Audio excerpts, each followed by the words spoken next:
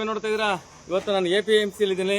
APMC ಬಗ್ಗೆ ಅತಿ ಹೆಚ್ಚು ಸುದ್ದಿ ಮಾಡಿರೋದೇ ನಾನು ಇಡೀ ಜಿಲ್ಲೆನಲ್ಲಿ ಅಂತ ಹೇಳ್ಕೊಬಹುದು ಅಥವಾ ತಾಲೂಕಿನಲ್ಲಿ ಅಂತ ಹೇಳ್ಬೋದು. ಇವತ್ತು ಕೂಡ ಒಂದು ಸಮಸ್ಯೆ ಇದೆ, ಅದೇನು ಅಂತ ಹೇಳ್ತಾ ಹೋಗ್ತೀನಿ. ನನ್ನ ಸಮಸ್ಯೆ ಅಲ್ಲ, ಇಲ್ಲಿನ ಕಾರ್ಮಿಕರ ಸಮಸ್ಯೆ. ಏನು ಪ್ರತಿದಿನ ಎಷ್ಟು ಜನ ಇದ್ರೆ ಸರ್ ನೀವೆಲ್ಲ? ಪ್ರತಿದಿನ 20-25 ಸೀಟ್ ಜನ ಇಲ್ಲಿ APMC ನಲ್ಲಿ ಆಹಾರ ಮಳಿಗೆಯಲ್ಲಿರುವಂತ ಕರ್ನಾಟಕ ರಾಜ್ಯ ಆಹಾರ ಮಳಿಗೆ ನಾಗರಿಕ ಸರಬರಾಜು ಏನು ನಿಗಮ ಇದೆ, ಆ ನಿಗಮದ ಎಲ್ಲ ಯೋಧರು ಅಂತ ಹೇಳ್ಬೇಕು. ನಾನು ಕಾರ್ಮಿಕರಲ್ಲ, ಇವರು ಯೋಧರು. ನನ್ನ ಪ್ರಕಾರ ಪ್ರತಿದಿನ ಇಲ್ಲಿ ಇರ್ತಾರೆ. ಆಹಾರ ಸರಬರಾಜು ಏನಿದೆ, ರೇಷನ್ ಅಕ್ಕಿನ ಅನ್ಲೋಡು ಲೋಡ್ ಮಾಡೋದಂತ ವ್ಯವಸ್ಥೆ ಇವರು.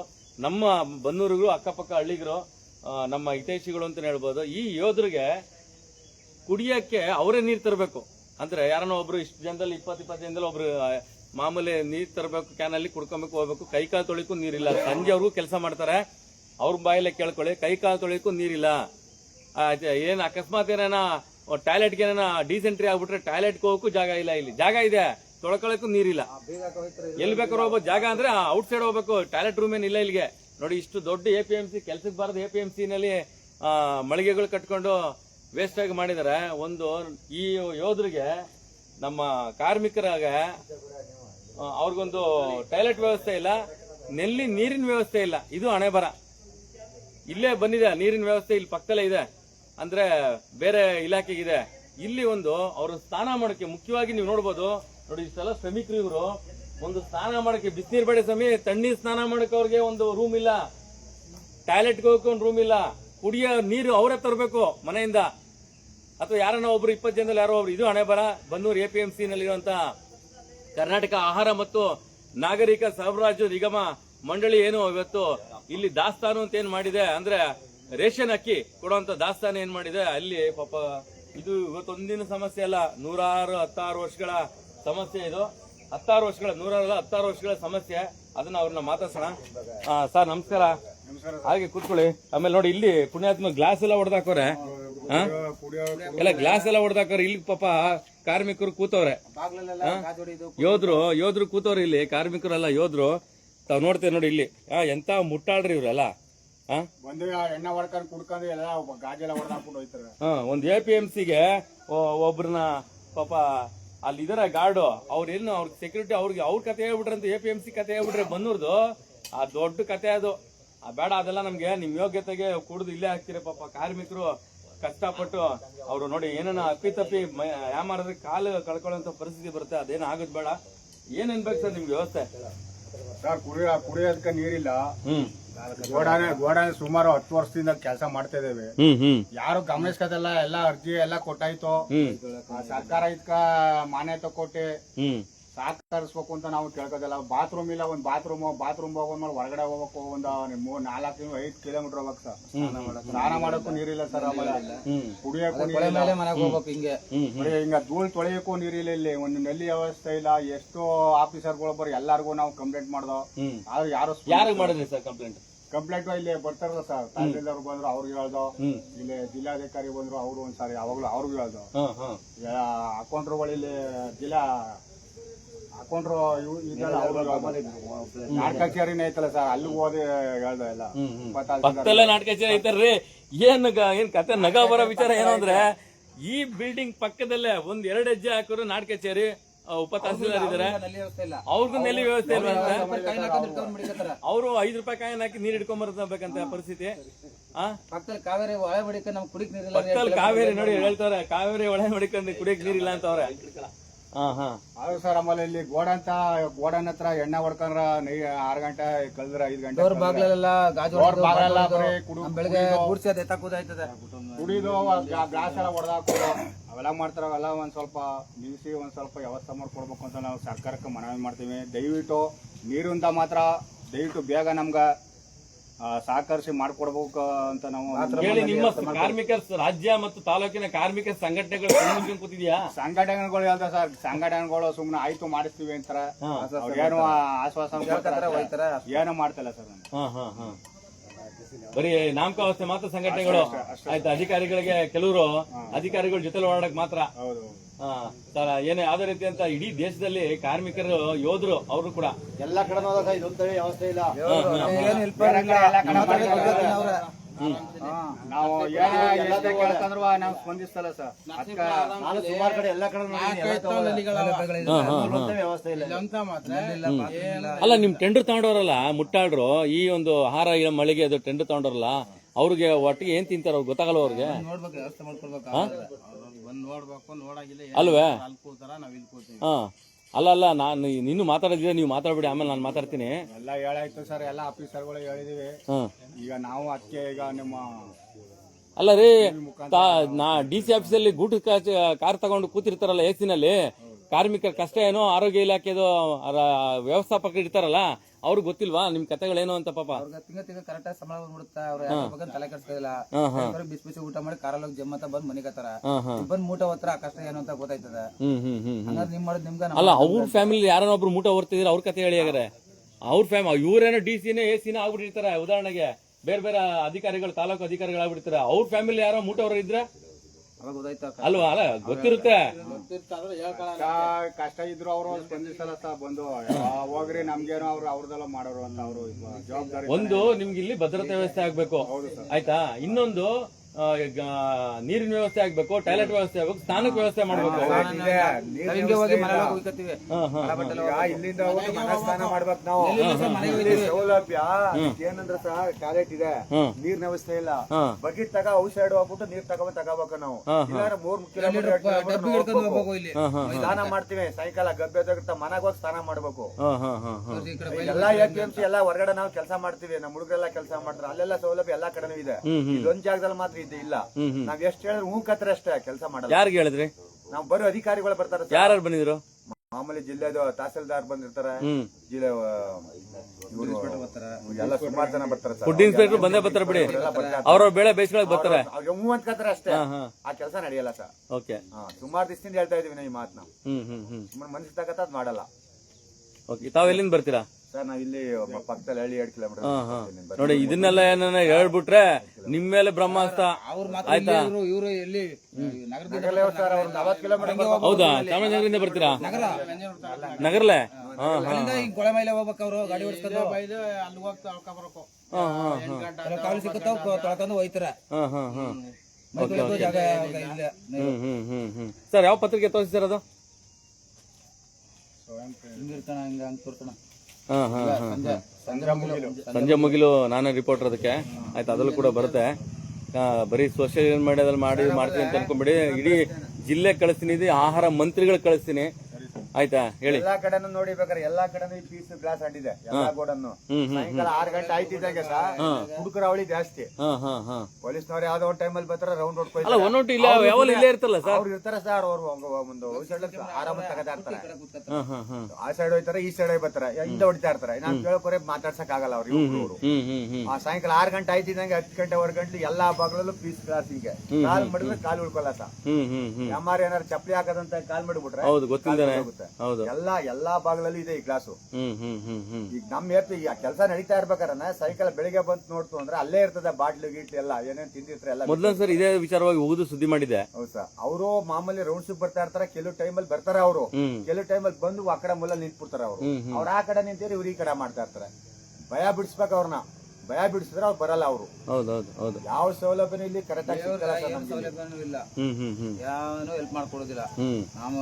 ಸ್ವಲ್ಪ ದಿನದಲ್ಲೇ ಅದೊಂದು ಡ್ರಮ್ ಇತ್ತು, ಅಲ್ಲೊಂದು ಬರ್ತಾ ಇತ್ತು ನೀರು ಒಂದ್ ಸ್ವಲ್ಪ. ಈಗ ಅದೊಂದು ನಿಂತೋಗಿ ಭಾರಿ ದಿನ ಆಯ್ತು ಸರ್. ಅಲ್ಲಿ ನಲ್ಲಿ ನೀರು ಬರ್ತಾ ಇತ್ತು. ಕೆಳಲ್ ಮಟ್ಟಕ್ಕೆ ಇಟ್ಟಿರಿ 2 ಅಡಿ ಲೆವೆಲ್ಗೆ. ಅಲ್ಲಿ ಒಂದ್ ಬಕೆಟ್ ತಗೊಂಡು ಸುಮಾರು ತೊಳ್ಕೊಂಡು ಒತ್ತಿದ್ರು ಇವ್ರು. ಈಗ ಅದೊಂದು ನಿಂತೋಗ್ಬಿಡ್ತು ಫುಲ್. ಸುಮಾರು ವರ್ಷ ಆಯ್ತು. ಒಣಪಕ್ಷಿಗೆ ಟಾಯ್ಲೆಟ್ ಹೋಗ್ಬೇಕಾದ್ರೆ ನೀರಿಲ್ಲ. ಔಷಧ ಹೋಗ್ಬೇಕು ನಾವು 2 ಕಿಲೋಮೀಟರ್ 3 ಕಿಲೋಮೀಟರ್ ಪಕ್ಕದಲ್ಲಿ ನೀರು ಹುಡುಕಿ ಹೋಗ್ಬೇಕು ನಾವು. ಇಲ್ಲ ಬಯಲಿಗೆ ಹೋಗ್ಬೇಕು ಅಂತ ಪರಿಸ್ಥಿತಿ ಬಂದಿದೆ. ಯಾರ ಅಧಿಕಾರಿಗಳಿಗೆ ಗಮನ ಹೂ ಅನ್ಕತ್ತಾರೆ, ಆ ಕೆಲಸ ನೆರವೇರ್ಸಲ್ಲ. ನಿಮ್ ಸಂಬಳ ಹೆಂಗ್ ಬರ್ತಿದೆ ನಿಜ ಹೇಳ್ಬೇಕು? ಲೈವ್ ಅಲ್ಲಿ ಇದೀನಿ ನಾನು ಸರ್. ನಮ್ ಸಂಬಳ ನಮ್ದು 9 ರೂಪಾಯಿ 50 ಪೈಸೆ ಕೊಡ್ತಾರೆ. ಒಂದು ತಿಂಗಳಲ್ಲಿ ಒಂದು ಇಷ್ಟು ಕ್ವಿಂಟಲ್ ಅಂತ ಬರುತ್ತೆ. ಒಂದು 16 ತಿಂಗಳಿಗೆ ಎಷ್ಟು ಗಂಟೆ ಡ್ಯೂಟಿ? ನೋಡಿ, ನೀವೆಲ್ಲ ಹೊಂದಾಣಿಕೆ ಆಗಿರೋದಕ್ಕೆ ಎಲ್ಲರೂ ಊಟ ಮಾಡ್ಕೊಂಡು ಹಂಚ್ಕೊಂಡು ಊಟ ಮಾಡ್ತಾ ಇದ್ದೀರಾ. ಆಯ್ತಾ? ಈ ಹೊಂದಾಣಿಕೆ ಇವತ್ತು ಎಲ್ಲಾ ಕಡೆನೂ ಬರ್ಬೇಕು ಕಾರ್ಮಿಕರಲ್ಲಿ. ಹಾಗಾಗಿ ಇಷ್ಟು ಸಮಸ್ಯೆ ಇದೆ. Thank you. ಕುಡಿ ಏನ್ ಮಾತಾಡ್ತೀರಾ ಸರ್? ವೀಕ್ಷಕ ನಮಸ್ಕಾರ. ತಾವ್ ನೋಡ್ತೇವೆ ನೋಡಿ, ಬಾಟ್ಲುಗಳು ಕುಡುಕ್ರ ಅಡ್ಡ ನೋಡ್ರಿ, ಕುಡುಕ್ರ ಅಡ್ಡ ಇದು. ಪೌರ ಕಾರ್ಮಿಕರು ಇಲ್ಲಿ ಕೂತವ್ರೆ, ಸಾರಿ ನಮ್ಮ ಕಾರ್ಮಿಕರು ಕೂತಿದ್ದಾರೆ.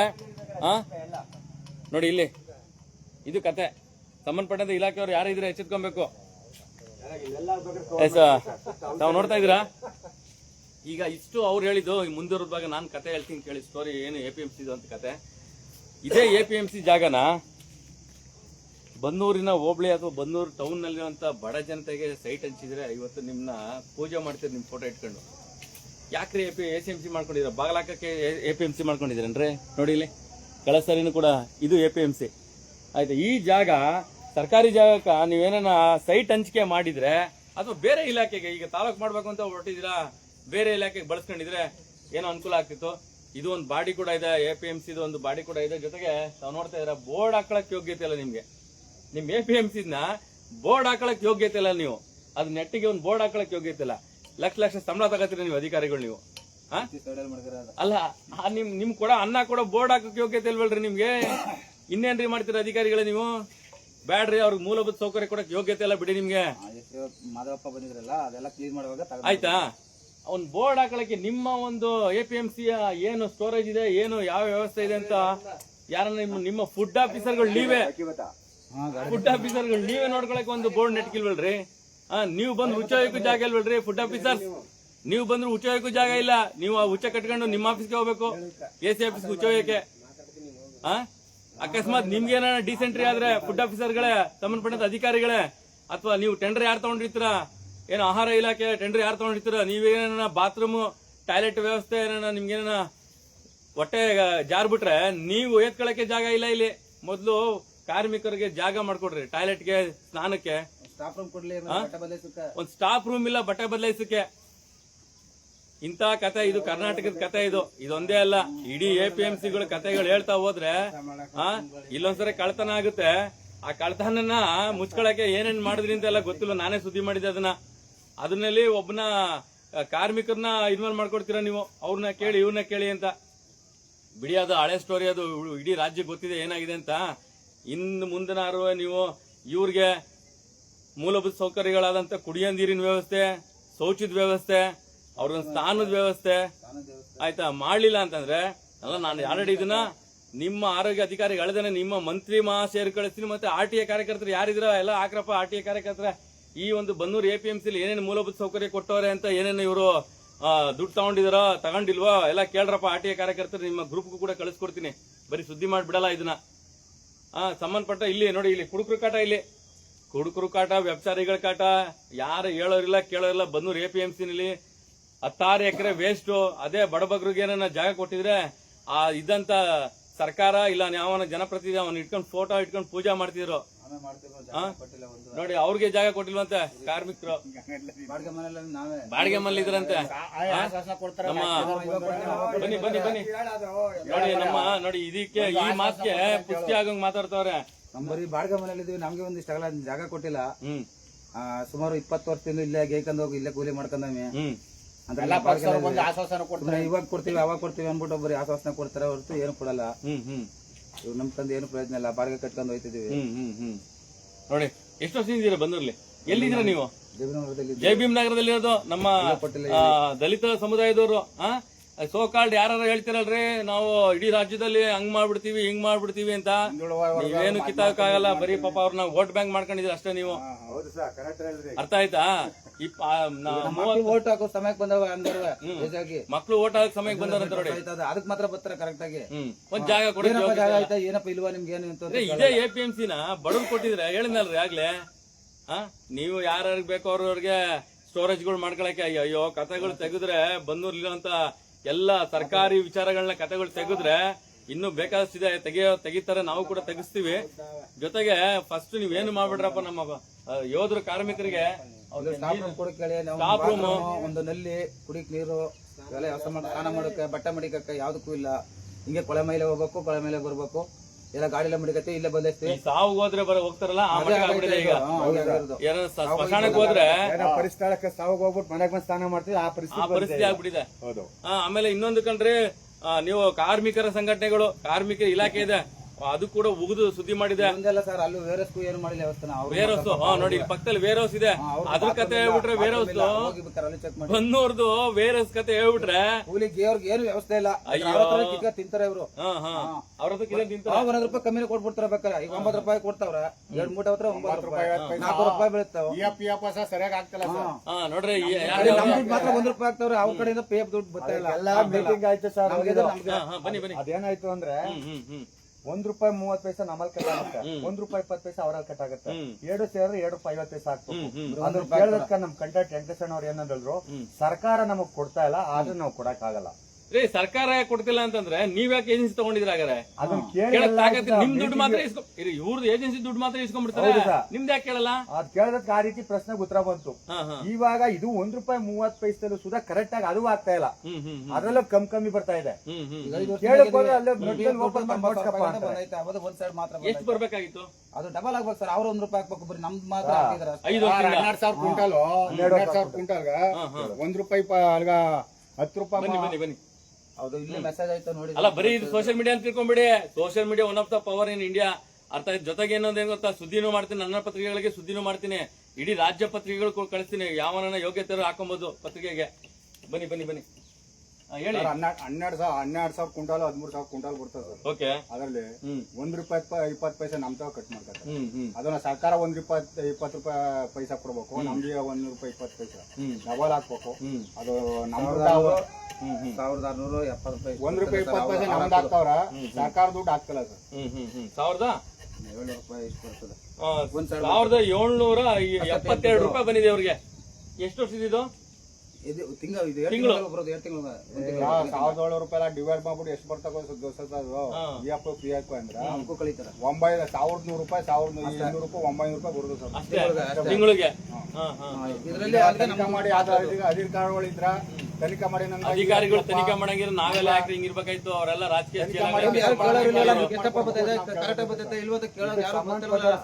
ರಾಜ್ಯ ಅಧ್ಯಕ್ಷರವರ ಲಾಯರ್ ಅವರು ಇದಕ್ಕಾಗಿ ಅವ್ರನ್ನ ಮಡಿಕೊಂಡಿರೋದು. ಎಲ್ಲಿ ಮೀಟಿಂಗ್ ನಡೀತೆ ಅಲ್ಲಿಗೆ ಅವ್ರು ಇಂಟರ್ವ್ಯೂ ಕೊಡ್ಬೇಕು. ಮತ್ತೆ ಕರಿನಾಯ್ಕ ಅಂತ ಒಬ್ರವ್ರೆ ಅಧ್ಯಕ್ಷರು, ಉಪಾಧ್ಯಕ್ಷ ನಮ್ಮ ಈ ಗುಂಪಿನಲ್ಲಿ ಅವರೆಲ್ಲ ಅವರು ನರಸಿಂಹಣ್ಣವರು ಅಂದ್ಬಿಟ್ಟು.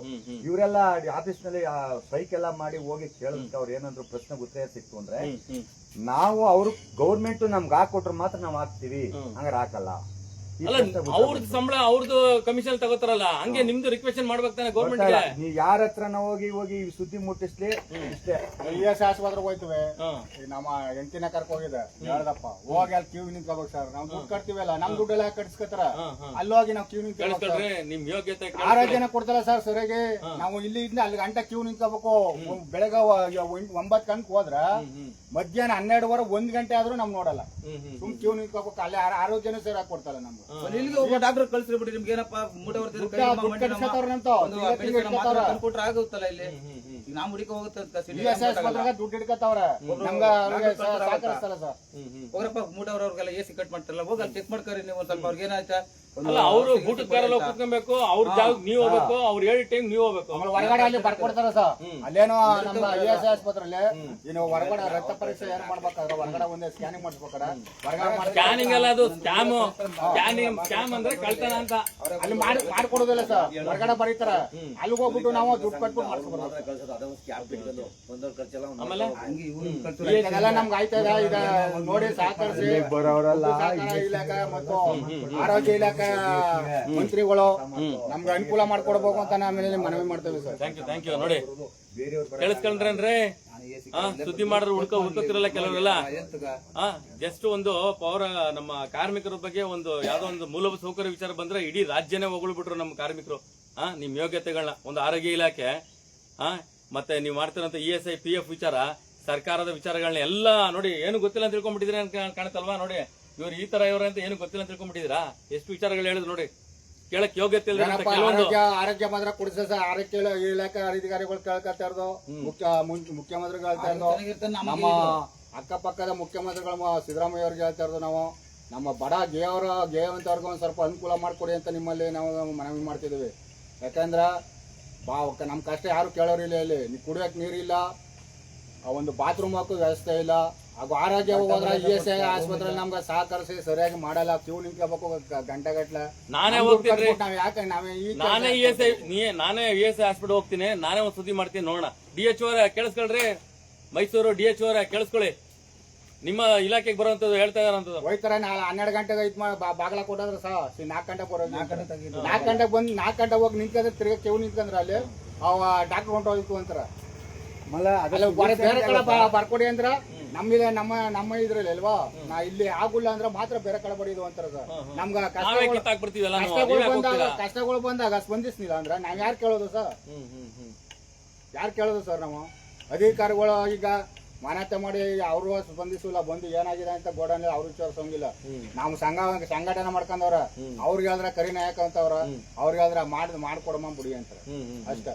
ಫೋನ್ ಮಾಡಿದಾಗ ಅಲ್ಲಿ ನಾವು ಒಂದ್ಸಾರಿ ನಮ್ ತಾಯಿ ಹುಷಾರಿಲ್ದನ KRS ಅವ್ರು ಸೇರ್ಸಿದೆ. ದಯವಿಟ್ಟು ನಮ್ಗೆ ಹೇಳಿ, ಮಾಧ್ಯಮದವ್ರಿಗೆ ಹೇಳಿ, ನಾವು ನಿಮ್ಗೆ ಸಹಾಯ ಮಾಡ್ತೀವಿ ಆಯ್ತಾ. ಅದು ತಾಕತ್ತು ಮಾಧ್ಯಮ. KRS ಆಸ್ಪತ್ರೆಗೆ ಹೋಗಿ ಸಹಕರಿಸ್ತೋ ನಮ್ಗ ESI ಆಸ್ಪತ್ರೆ ಸಹಕರಿಸಿದ. KRS ಆಸ್ಪತ್ರೆ ಚೆನ್ನಾಗಿ ನಮ್ ತಾಯಿ ಚೆನ್ನಾಗಿ ಗುಣ ಬಂದ್ರು. ಅಲ್ಲಿಂದ ತಿರ್ಗಾ ಹುಷಾರಿಲ್ದಾಗ ನಮ್ದ ಹೆಂಡತಿ ಕರ್ಕೋದ. ಅವಾಗ ಒಂದ್ ದಿನಗಟ್ಲೆ 2 ದಿನಗಟ್ಲೆ ಬಾಯ್ಗಾಡಿದೀನಿ ಸರ್. ಬಹಳ ಬೇಜಾರ್ಬಿಡಿದೆ ಸರ್. ನಮ್ ದುಡ್ಡು ಕಟ್ಕೊಂಡ್ ಇದ್ ಮಾಡ್ಕೊಂಡ್ರ ಫೋನ್ ಮಾಡಿದ್ರ, ನಾ ಸಂಘಟನೆ ಫೋನ್ ಮಾಡಿದ್ರ ಯಾಕೆ ಮಾಡಲ್ಲ, ಹೋಗಿ ಮಾಡ್ತಾರ ಹೋಗ್ರಿ ಅಂತ ಅವ್ರ ಅಂತಾರ. ಅವರು ಸಹಕಾರ ಅಲ್ಲ, ಅವ್ರಿಗೆ ಫೋನ್ ಮಾಡಿ ಹೇಳ್ಬೇಕು ಅಲ್ವಾ, ಜೊತೆಲಿ ಬರ್ಬೇಕು. ಏನು ಮಾಡಲ್ಲ ಸರ್, ಸುಮ್ನಂಗ್ ಅನ್ನೋದಷ್ಟೇ. ಮಾಡ್ತೀನಿ ಹೋಗ್ರಿ ಅನ್ನೋದಷ್ಟೇ ಸರ್. ಯಾಕೆಂದ್ರೆ ನೋಡಿ, ಸಂಘಟನೆಗಳ ಬಗ್ಗೆ ನಿಮ್ ಬಗ್ಗೆ ಮಾತಾಡ್ತಾರ್ರಿ. ಸಂಘಟನೆಗಳು ರಾಜಕೀಯದವ್ರ ಜೊತೆಲಿ ಕೆಲವರು ಬಕೆಟ್ ಹಿಡಿದ್ ಬಿಟ್ಟು ಕಾರ್ಮಿಕರು ಪರವಾಗಿ ನಿಂತ್ಕೊಳ್ರಿ. ಕೇವಲ ಇದೊಂದೇ ಕಾರ್ಮಿಕರಲ್ಲ, ಇಡೀ ರಾಜ್ಯದ ಕತೆ. ಅದಕ್ಕೆ ನಮ್ಮ ಕರ್ನಾಟಕ ರಾಜ್ಯ ಈ ಪರಿಸ್ಥಿತಿ ಇರೋದು ನೋಡಿ. ಹೇಳ್ತಾರ ಅದನ್ನೇ. ಕರ್ನಾಟಕ ರಾಜ್ಯದಲ್ಲಿ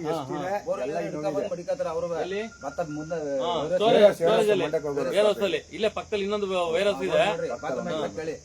ನಮಗೆ ನಲ್ಲಿಗಳು ಕುಡಿಕ್ ನೀರಿದ್ದ ಕೇಳಿ ಏನೇ ವ್ಯವಸ್ಥೆ ಮಾಡಿಲ್ಲ ಅಲ್ಲಿ. ಏನೂ ಇಲ್ಲ ಸರ್, ಇಲ್ಲಿ ಸಾಕಷ್ಟು. ಇಡೀ ನಮ್ಮ ಕರ್ನಾಟಕ ರಾಜ್ಯದಲ್ಲಿ ಇರೋಂತ ಈ ಸಮಸ್ಯೆಗಳನ್ನ ಯಾವ ದರಿದ್ರ ಸರ್ಕಾರಗಳು ಬಂದ್ರು ಕ್ಲಿಯರ್ ಮಾಡಕ್ ಆಗಲ್ಲ. ಯಾಕೆಂದ್ರೆ ಎಲ್ಲ ಅಧಿಕಾರಿಗಳು ಕೆಲವರು ಅವ್ರ ಚೇಲಾಗಳಂತ ಕೆಲಸ ಮಾಡ್ತೀರಾ ನೀವು, ಮಂತ್ರಿ ಮಹಾಶಯರು MLA ಗಳ ಚೇಲಾಗಳಂತ, ಈವನ್ ಗ್ರಾಮ ಪಂಚಾಯತಿ ಮೆಂಬರ್ಗಳ ಚೇಲಾಗಳಂತ ಕೆಲಸ ಮಾಡ್ತೀರಾ ನೀವು.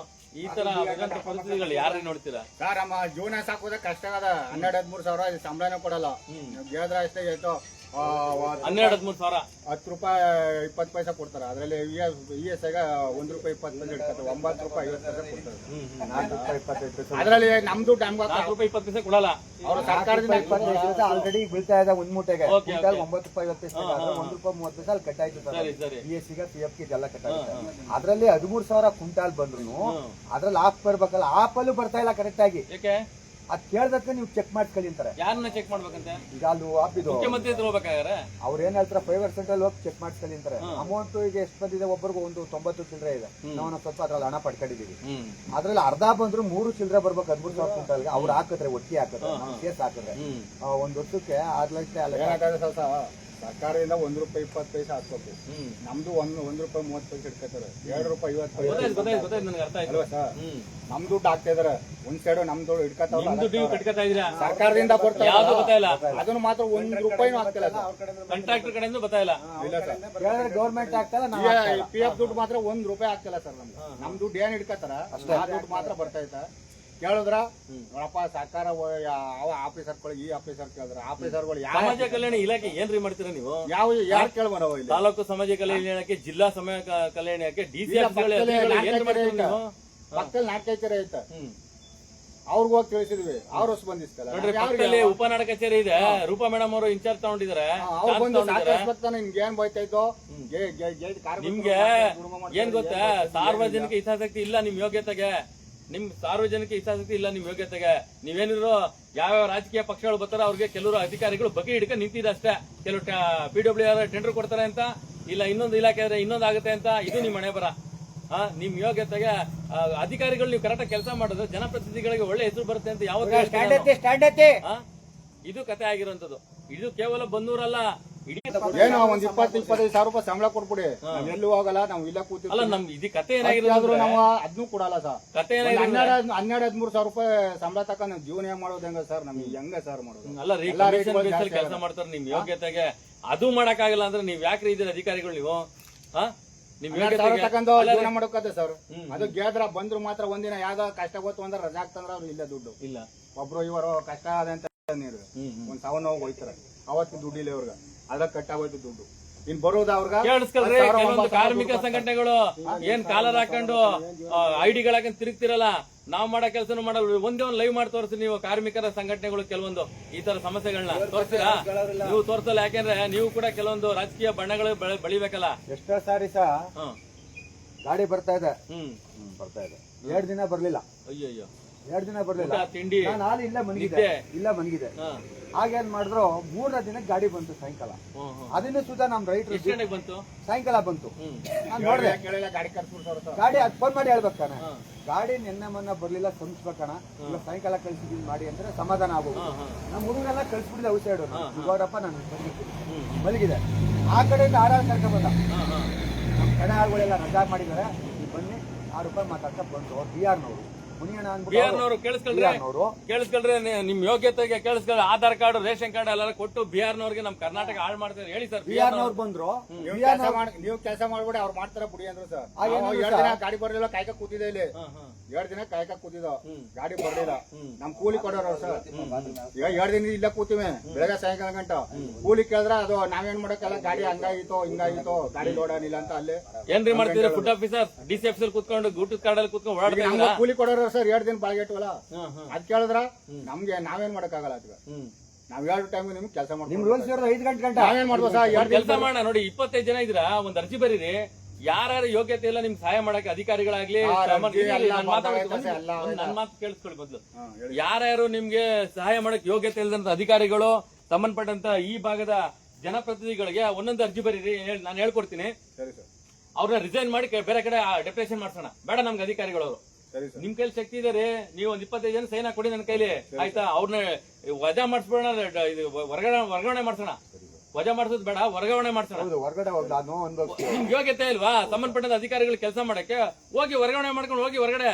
ನಿಮ್ಗೆ ತಾಕತ್ತಿಲ್ಲ, ರಾಜಕೀಯ ಬಕೆಟ್ ಹಿಡಿಬೇಕು ನೀವು ಅಂತಂದ್ರೆ ಬಿಹಾರಿಗಳು ಬಂದ್ ಕೆಲಸ ಮಾಡ್ತೀರಲ್ರಿ, ನಾಚಿಕೆ ಮಾನ ಬರೀದೇನ್ರಿ? ಕರ್ನಾಟಕದ ಬಗ್ಗೆ ಒಂಚೂರು ಅಭಿಮಾನ ಇಲ್ವಾ ನಿಮ್ಗೆ? ಲೋಕಲ್ ಜನಕ್ಕೆ ಆಗೈತೆ ಅಲ್ವಲ್ಲ ಅಂತ ಸರ್. ಅದ್ರಲ್ಲಿ ಇರೋದು ರೂಲ್ಸ್ ಏನಿದೆ ಅಂದ್ರೆ, ನಾಳೆ ಗಾಡಿ ಬರ್ತಾ ಇದೆ ಅನ್ನೋದು ನೈಟ್ ಫೋನ್ ಮಾಡ್ಬೇಕು ಅವ್ರು, ರೈಟ್ ಅಂತ ಮಾಡ್ಕೊಂಡಿರೋ. ಮತ್ತೆ ಒಂದ್ ಅರ್ಧ ಗಂಟೆ ಹೆಚ್ಚು ಕಮ್ಮಿ ಗಾಡಿ ಹೇಳ್ಬೇಕು, 1 ಗಾಡಿ ಹೆಚ್ಚು ಕಮ್ಮಿ ಗಾಡಿ ಹೇಳ್ಬೇಕು. ಆ ರೂಲ್ಸ್ ಇಲ್ಲ. ಅದ್ರಲ್ಲಿ ಕಂಡೀಷನ್ ಮಾಡಿದಾಗ 1 ತಿಂಗಳಲ್ಲಿ 8 ದಿನ ನಡೆಸ್ತಾರೆ. ಇನ್ ಯಥಾಸ್ಥಿತಿ 22 ದಿನ, ಹಂಗೆ 1 ತಿಂಗಳಲ್ಲಿ 4 ದಿನ ರಜಾ ಬರುತ್ತೆ. ಅದ್ರಲ್ಲಿ ಗಾಡಿ ಬರುತ್ತೆ, ಬಂದ್ ಕುಂತಿರ್ತೀವಿ. ಬತ್ತ 12 ಗಂಟೆ ಕೇಳ್ತಾರೆ. ಅಧಿಕಾರಿ ಏನು ನಿಮ್ಮ ಮೇಲೆ ದರ್ಪ ತೋರಿಸ್ತಾನೆ, ನನ್ಗೆ ಆಡಿಯೋಗಳು ಕಳಿಸ್ಕೊಡಿ. ಮಾಧ್ಯಮ ಅಂದ್ರೆ ಏನು ಅಂತ ತೋರಿಸ್ಕೊಡ್ತೀನಿ ನಾನು. ಸರಿ ಸರ್, ಆಯ್ತಾ? ದಯವಿಟ್ಟು ಆಡಿಯೋ ಮಾಡ್ಕೊಳ್ಳಿ, ನಿಮ್ಮ ಮೊಬೈಲ್ ಆಡಿಯೋ ಮಾಡ್ಕೊಳ್ಳಿ. ಯಾವನ ಅಧಿಕಾರಿಗಳು ದರ್ಪ ತೋರಿಸ್ತಾನೆ, ನಿಮ್ಗೆ ವಿಡಿಯೋ ಮಾಡ್ಕೊಳಕ್ಕೆ ಹೆದರಿಕೆ ಆದ್ರೆ ಆಡಿಯೋ ಮಾಡ್ಕೊಳ್ಳಿ, ಕಳಿಸಿ ನನಗೆ. ನಾಚಿಕೆ ಮಾನ ಮರ್ಯಾದೆ ಬೇಡವನ್ರಿ ನಿಮ್ಗೆ?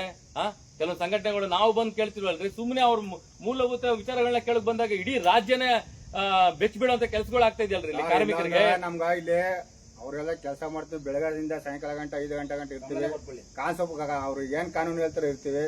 ನಮ್ಗ ಒಂದ್ 20-25 ಸಾವಿರ ಸಂಬಳ ಕೊಟ್ರ ನಮ್ ಜೀವನ ಸಾಕು ಸರುತ್ತೆ. ಅಲ್ಲ, ಸರ್ಕಾರಿ ಅಧಿಕಾರಿಗಳಿಗೆ ಸಂಬಳ ಕೊಡಕ್ಕೆ ಯೋಗ್ಯತೆ ಇಲ್ಲದಂತ ಕೆಲವೊಂದು ಸರ್ಕಾರಗಳಿವೆ. ಕೆಲ್ಸದವ್ರಿಗೆ ಸಹ ಬೆಳಿಗ್ಗೆ ನಾಷ್ಟ, ಮಧ್ಯಾಹ್ನ ಊಟ, ಬಸ್ಸಲ್ಲ ಅವ್ರದೇ 8 ಗಂಟೆಗೆ ರೆಡಿ ಆಗಿರೋದು. ಅವ್ರು ಕರ್ಕೊಂಡು ಹೋಗ್ತಾರೆ, ಕರ್ಕೊಂಡ್ ಬಿಡ್ತಾರೆ.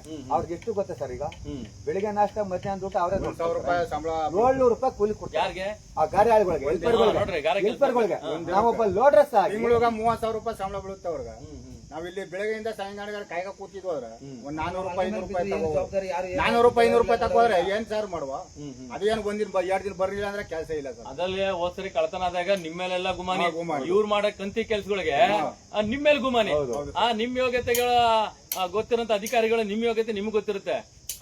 ಇದು ಕತೆ. ಆಮೇಲೆ ಕೆಲವರು ಸಂಘಟನೆಗಳು ಅಂತ ಅಧಿಕಾರಿಗಳು ಕರೆದು ಹಾರ ಹಾಕಿ ಏನು ಅವರು ದೊಡ್ಡ VIP ಗಳ ತರ ಬಿಂಬಿಸ್ತೀರಾ ನೋಡಿ. ಪೌರ ಕಾರ್ಮಿಕರು ಅವರ ಪೌರಾಡಳಿತ ಉಳಿಸ್ಕೊಳಕ್ಕೆ ಅವ್ರು ಕೇಳ್ತಾರಂತದ್ದು. ಜೊತೆಗೆ ತಾವೇ ನೋಡ್ತಾ ಇದ್ದೀರಾ, ಇವೆಲ್ಲ ಇಡೀ ರಾಜ್ಯದ ಸಮಸ್ಯೆ, ಬರೀ ಬಂದೂರ್ದೊಂದೇ ಅಲ್ಲ. ಇದೊಂದು ಸಿಂಪಲ್ ಅಷ್ಟೇ. ಅಧಿಕಾರಿಗಳು ನೀವು ಕೆಲಸ ಮಾಡಲ್ಲ ಅಂತ ಗೊತ್ತು, ರಾಜಕೀಯದ ಬಕೆಟ್ ಹಿಡ್ಕೊಂಡು ಕೆಲವರು ಓಡಾಡ್ತೀರಾ, ಆಯ್ತಾ? ಅವ್ರು ಹೇಳ್ದಂಗೆ ಕೆಳಗೆ ಇರ್ತೀರಾ, ಆಯ್ತಾ? ದಯವಿಟ್ಟು ಮಾಡಿ, ಯಾವ ಅಧಿಕಾರಿಗಳು ನಿಮ್ಮ ವ್ಯಾಪ್ತಿಗೆ ಬರ್ತಾರೆ ಅವ್ರ ಮೇಲೆ ಒಂದು ಅರ್ಜಿ ಬರೀರಿ. ಇವ್ರಿಗೆ ಯೋಗ್ಯತೆ ಇಲ್ಲ ನಮ್ಮನ್ನ ನೋಡ್ಕೊಳಕ್ಕೆ, ಕಾಪಾಡ್ಕೊಳಕ್ಕೆ, ಇವ್ರನ್ನ ಎತ್ತಂಗಡಿ ಮಾಡಿ ಅಂತ ಬರೀರಿ. ನಾನೇ ರಾಜ್ಯಪಾಲ ಕಳಿಸ್ತೀನಿ.